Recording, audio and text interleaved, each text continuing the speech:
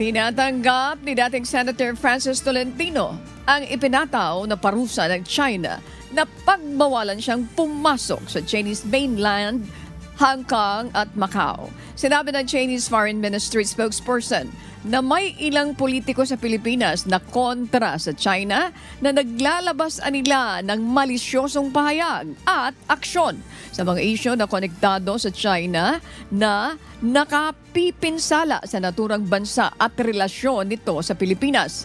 Ngunit para kay Tolentino, ang naturang parusa ay isang karangalan at patunay ng kanyang paninindigan na protektahan ang pambansang interes at dangal ng mga Pilipino. Nanindigan din ito na patuloy na ipaglalaban ang nararapat sa bansa kasama ang mga kasalukuyang kaukulang ahensya ng pamahalaan at mga mangingisda.